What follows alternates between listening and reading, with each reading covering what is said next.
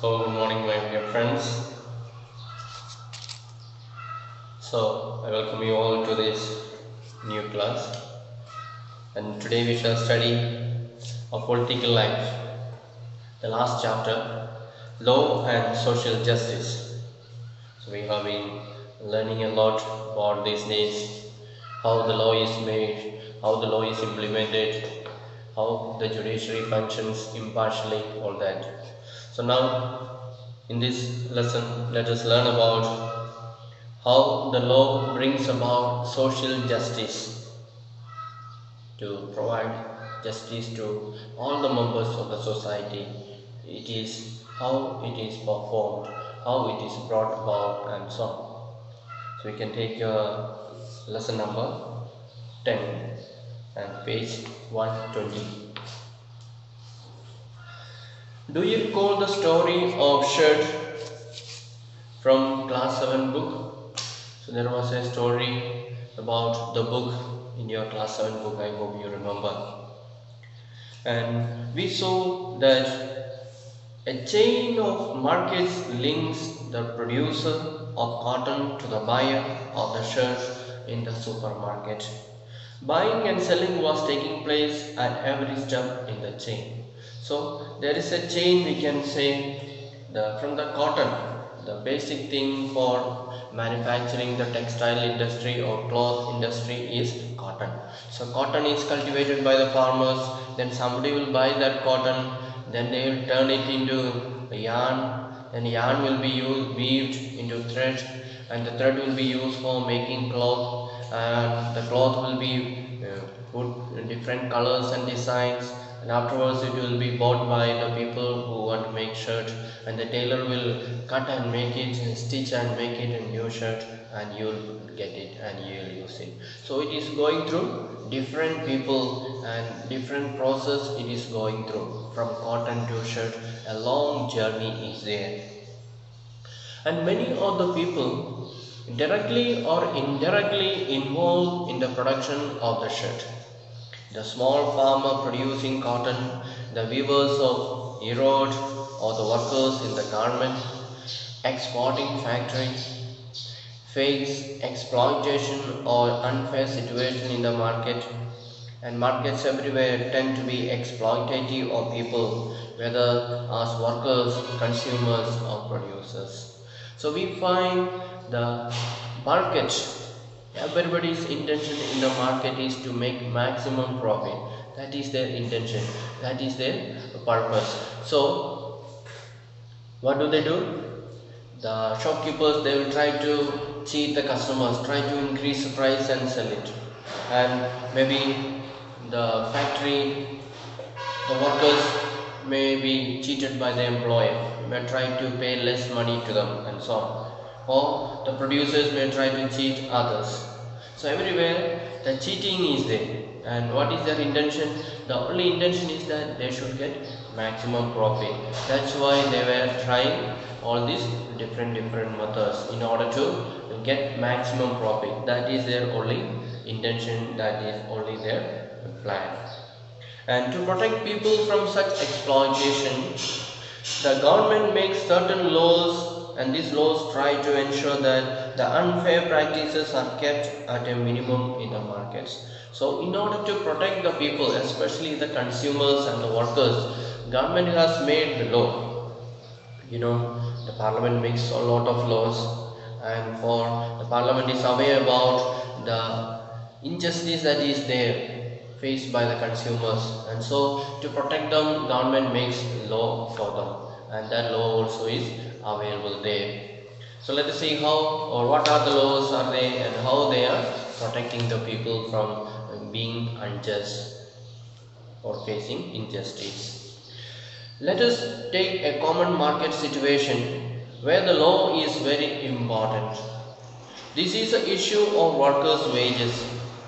Private companies, contractors, business person normally want to make as much profit as they can.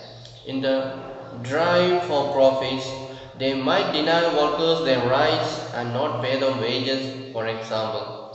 So there are many people in the society There are, and everybody's intention is to get maximum profit. We already said everybody is doing business in order to get maximum profit, and so in that process, how can they make more profit? By cheating others. Maybe they'll pay less wage to the workers, so workers' salary will be very less, and therefore they will get that extra profit. Or they will try to increase the price and cheat the consumers, and will try to get more profit, and so everybody is trying to do injustice and make maximum profit for themselves. Then in the eyes of the law, it is illegal or wrong to deny workers their wages. So if anybody is trying to pay workers a very less wage, then it is illegal, and they can be punished by the law. Then similarly, to ensure that workers are not underpaid or are paid fairly, there is a law on minimum wages. So in order to protect the workers from getting the right amount of wage, what did government do? Government make a law saying that minimum wage act, that is, no worker should get less than that amount fixed by the government. They should get that same amount which is fixed by the government, not less. If they want, they can get more, but a minimum wage is fixed by the government. A worker has to be paid not less than the minimum wage by the employer, and the minimum wage are revised upwards every few years. So government has fixed a minimum wage, and that minimum wage law government will revise again and again. After 1 year, after 2 years or 3 years, government will be renewing it, because the cost of life is increasing. Day by day, the life expense is increasing. Therefore, the government wants the people to live a comfortable life. So today a person may be able to live 100 rupees in a day. Tomorrow 100 rupees may not be enough, or next year 100 rupees may not be enough. You may need 120 rupees, because the price of the things are increasing. Therefore he needs more money, and so on. So that way government revises in order to help the workers. That minimum wage, it will never go downward, it will be always upwards, increasing, because the cost of life is increasing day by day, it is not decreasing. Then, as with the law on minimum wages, which is meant to protect workers, there are also laws that protect interests of producers and consumers in the market. So government is not only worried about the workers' wage, but government is also worried about other people in the society, the producers, those who are producing things, and also the consumers. Consumers means those who are buying things from the shop. So there are laws for protecting everyone, and these help ensure that relations between these three parties, that is, the worker, consumer, and producer, are governed in a manner that is not exploiting. So government makes sure that all these three groups of people in the society, that is, the workers, then the producers, that means the company owners, and the consumers, the people who are consuming, the people who are buying things and using. So in order to protect all of them, the government has made laws so that nobody will be exploited or will receive their right due, and so on.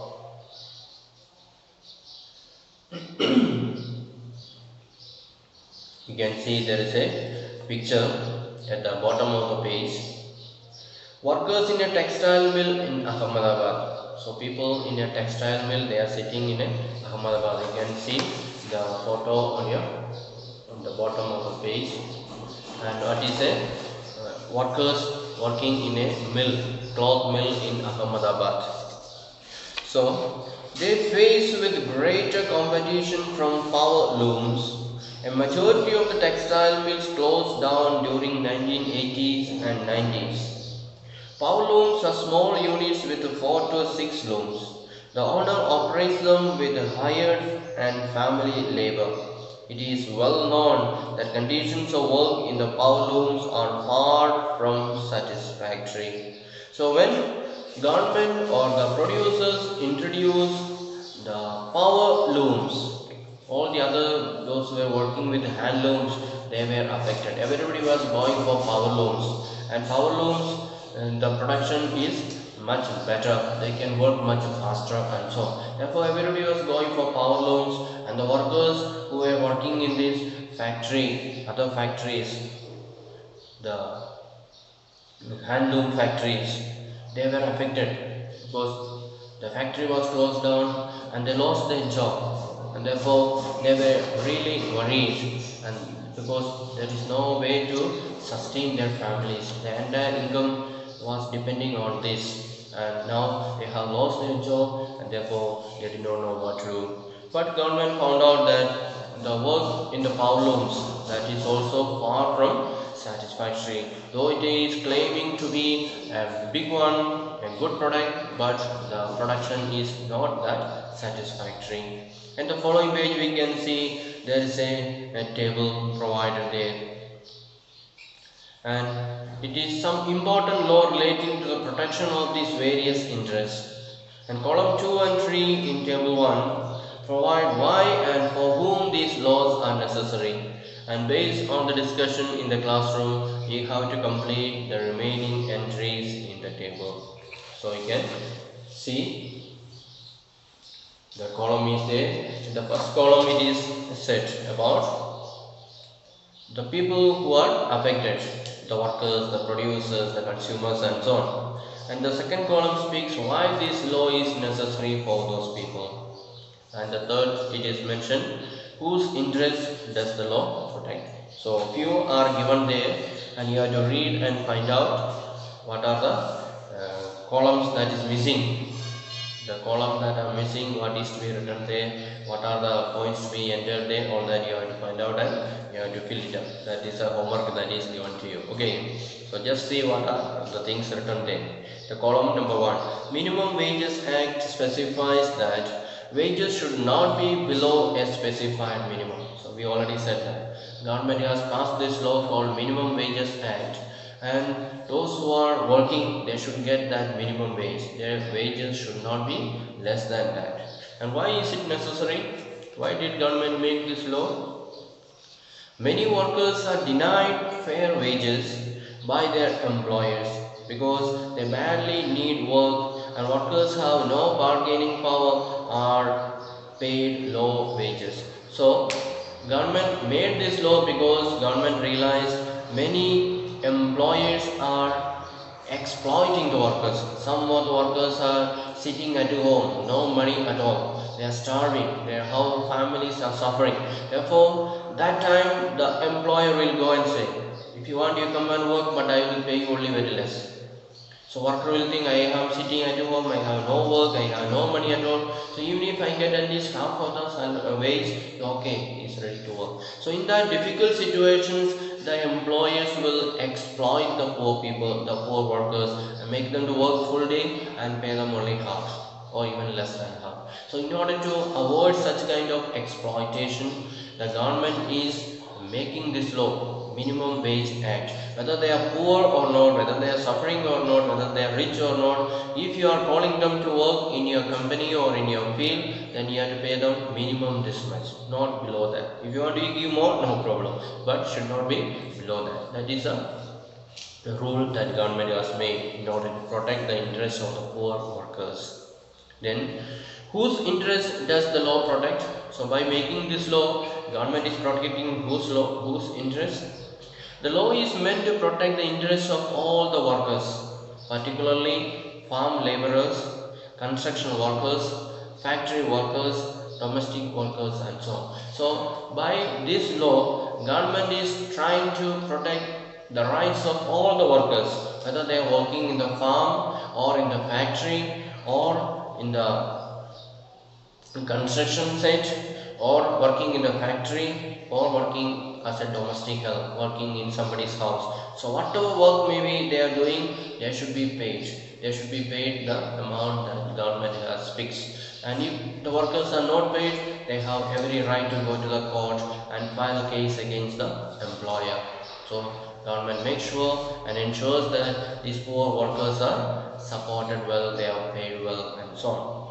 Then second one is law specifying that there be adequate security measures in the workplaces. For example, alarm system, emergency exits, properly functioning machinery, and so on. So another law says there should be adequate safety measures. So people who are, this is especially meant for people who are working in the factory and so on. Sometimes there can be danger, fire accidents, and machines fail, electric shock, all those things.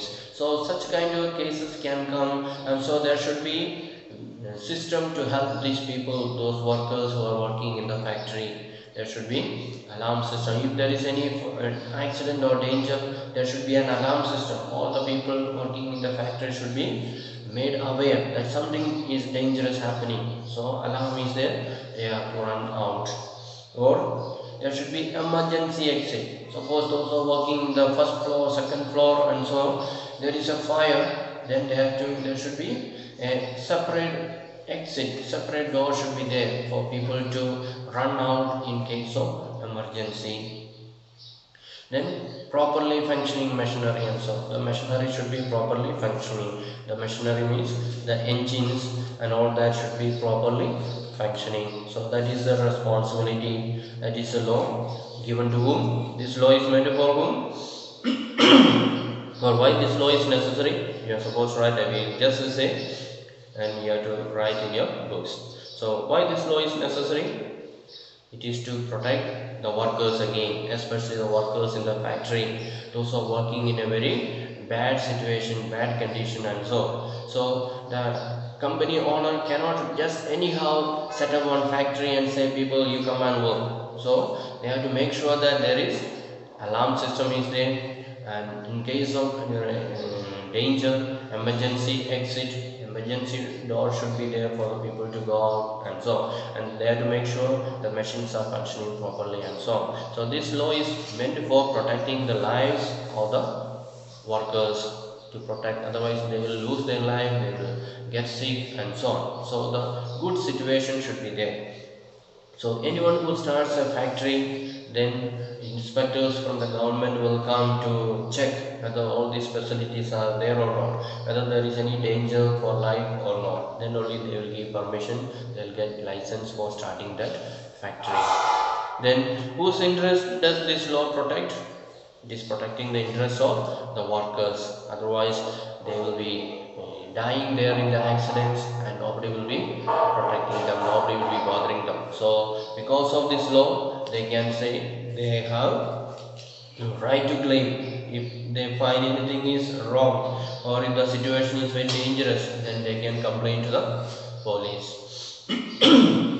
Then law requiring that the quality of goods meet certain prescribed standards. For example, electrical appliances have to meet safety standards. So another law government has made that people who are producing the electrical appliances and other producers, other things, they should have certain quality. They cannot just make anyhow, and if you buy a bulb from the shop, it should have certain standard, it should last for certain hours. And if it is you put on the bulb, after 1 or 2 days it is getting fused and no more working, then you have the right to approach the court to complain against that manufacturer, that company, because they have not kept the safety norms, they have not kept the safety standards. So it is meant for, this law is, why is it necessary? Otherwise, if this law is not there, many companies will cheat. They will make duplicate things and sell in the market. And people who will be affected by if the cheap things are produced or duplicate things are produced, the consumers, people who are buying, the common man will be affected. So this law is meant for protecting the interest of the common man, that they are paying money and buying the things, and the government is insisting that the company has to make sure that these things are having proper qualities, not simply anyhow producing duplicate things, or some things are dangerous. When we burn, when we put on the switch, it is bursting and the people even can die. So in order to protect the consumers, government has made this law. Then number 4, law requiring that the prices of essential goods are not high, for example sugar, kerosene, food grains and so on. So government has made another law, that is the essential things, that the food grains, wheat, rice, then sugar, then kerosene, all these things are very essential for human being to live a normal life. And so government says the price of these things should not be too high. It should be a normal price, or the common man should be able to buy, afford to buy. Therefore, it should be not very high. So that is the law that is needed. Why is it needed? If it is not there, then those who are producing or those who are selling grains, kerosene, sugar, everything, they can increase the price very high, and the common people will be suffering. They will not have enough money to buy these essential things, and they will die slowly. So it is to protect the poor people. This law is very much necessary. And why? Whose interests are they protecting? The interests of the poor, who will otherwise be unable to afford those things. So the poor consumers are protected by these laws. Then another law is law requiring that factories do not pollute air or water. So another law that the government has made is for the companies, that when they produce something, they have to make sure that the air pollution is not there, or the water pollution is not there, and so on. So otherwise they will not get license from the government in order to start this factory and production. So it is necessary, otherwise companies will be pushing lot of pollution into the air and the water. Lot of waste, lot of smoke will be coming out from the factory, and they will not be bothering at all, and the common people will be suffering. So because of this law, who is benefiting or who is protected? The common people are protected, the workers in the factory are protected, and so on. So all the people who are living in that surrounding, they are protected by this law. Otherwise the air they breathe will be very polluted air, and the water they will be using will be polluted water, and so on. So in order to keep the good health of the people who are there, those who are living in that surrounding, it is meant for them. Then another law is against child labor in workplaces. Government has made the rule that every child, whether boy or girl, they should have the opportunity for free education until the age of 14. So no child should be going for should be employed or should be going for work till the age of 14. It is compulsory that they should go to school. And if any parent who is willing to send a child to school, unwilling to send a school to child, then that person can be arrested. Anybody can file a case against that person. So even if he is not his child, it may be a relative's child coming and staying in my family, and he's a small child, maybe 10 years old, 12 years old. I'm not allowing that child to go to school. I'm telling him, every day you do clean my house, dig in my garden, do all the works here, look after pig, all that. So I am never allowing. So anybody can file a case against me because I am blocking that child from going to school. Not necessarily it should be my child. It can be my neighbor's child, or it can be my relative's child, and so on. So government has made the rule that no child should be employed in the factories. So it is necessary. Otherwise, what will happen? Many poor parents, they will not allow their child to go to school. They'll say, what is you going to school? You go and work in the factory, get some money and support the family. That is what many parents will think. So it is to protect the interests of the children, especially the young children in our country. Then the last law says, law to form workers, unions and associations. So there's a law saying the workers in a factory or the laborers, they are allowed to form association, they are allowed to form party or unions. Why? By organizing themselves onto unions, workers can use their combined power to demand fair wages and better working conditions. So this law is necessary because very often the employers can cheat them, exploit them, giving them low wages and so on. So the government has made this law so that the workers can form an association, and when they are together, all together form one association or one party, then they have more strength to stand against the injustice, to stand against the exploitation and so on. And the party or the employer will be able to listen to them. So this law is meant for protecting the workers in the factory, workers in the unorganized sector and so on. So the employer cannot treat them unjustly, cannot deal with them in a very unjust way. So government has made all these laws to protect people of different sections of the society. Some laws are there to protect the company, the employees, the manager, the owner. Some are there to protect the ordinary civilian people, and some are there to protect the rights of the workers, and some are there to protect the children and so on. So different laws are made so that there will be justice. No section of the people should be suffering from all these injustices. That is the reason why why government has made these laws. So now you write down in your notebook, fill up all those columns. Okay. Now, but merely making laws is not enough. The government has to ensure that these laws are implemented, and this means that the law must be enforced.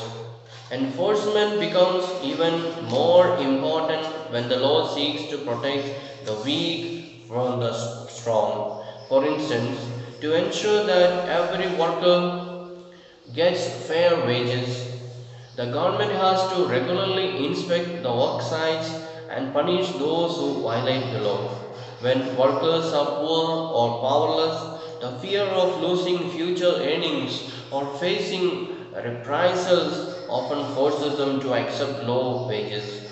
Employers know this well and use this their power to pay workers less than the fair wage. In such cases, it is crucial that laws are enforced.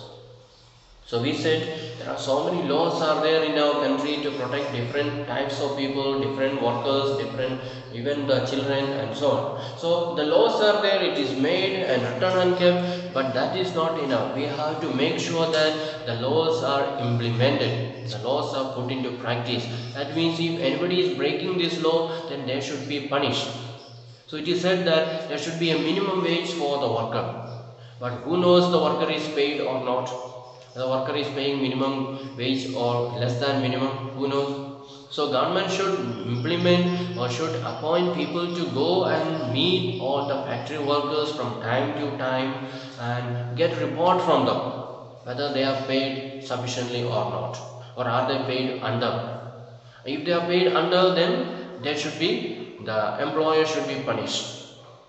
Very often what happens is the employees are afraid to complain. They are afraid because if I go and complain against my employer, my master, then they may take action against me. They may dismiss me from the job. I may not have any more job in the future. I will be suffering and so on. So when they think about their future consequences, they are just keeping quiet. And the employees are taking advantage of that. They know the employees are afraid. They may be afraid about the action, about the dismissal and so. So they will not complain against the company, therefore they will pay them very less. Nobody will take action. Or even if the officer knows about it, they will go and give some bribe, they will go and pay some money to the police and so, and they will escape punishment, and the workers will continue to receive less payment. That is what happening in our country. So it is the duty and responsibility of the government to make sure, to ensure that the laws are implemented. The police and other government staff, it is their responsibility to make sure that these things are done properly. So, through making, enforcing, and upholding these laws, the government can control the activities of individuals or private companies so as to ensure social justice. Many of these laws have their basis in the fundamental rights guaranteed by the Indian Constitution. And for instance, the right against exploitation says that no one can be forced to work for low wages or under bondage. Similarly, the Constitution lays down no child below the age of 14 years shall be employed to work in any factory or mines or engage in any other hazardous employment. So, these making laws, enforcing and upholding these laws, the government can control the activities of individuals or private companies so as to ensure social justice. So government has already made the law, and if they find the law is not okay, they can change the law, they can make a better law. So government has got the power to make law, and they have to enforce it. They have to tell the police and other authorities to make sure that these laws are obeyed and followed and upholding the law. So most of these laws are based on our fundamental rights. We have 6 fundamental rights, and all the laws are coming based on these fundamental laws. So right to life, right against exploitation, right to receive a minimum wage, all that. It is written in the Constitution that everybody has got the right to live. So if they want to live, then they should get the sufficient money for their work. So everybody has got, the manager or the company owner has got the right to or the duty to pay the wages. And also I said children below 14 years of age not allowed to work. It is right, it is exploitation. So there is a right against exploitation. So any child is prevented from going to school and making them to work at home or in the factory, then they can complain to the police, and police can take action and arrest that person who is making that child to work and so on. Then how are these laws played out in practice? To what extent do they address the concerns of social justice? These are some of the questions that this chapter will now go on to explore. So, as we continue to study this lesson, what are the other things that we are going to learn? We will see about how these laws are playing out in practice, how these laws are practiced in our country, and to what extent they are able to bring social justice to the people, to the society, and so on. And you can see there's a photos given there, and see what is explained there, what is written there. So according to the 2001 census, over 12 million children in India aged between 5 and 14 work in various occupations including hazardous ones. So according to the census in 2001, the census says there are 12 million children, not 1 or 2 hundreds or thousand, million, 12 million children between age 5 to 14. That is the age they are supposed to go to school and study, but they are employed in working in various occupations. Some are, we see that girls sitting and washing all the vessels. So they are made to work at home like a housemaid, or they are made to work in the factory, or they are made to work in the mines and so on. So working in the factory, in the mine, and so is very dangerous. It's very dangerous for their health.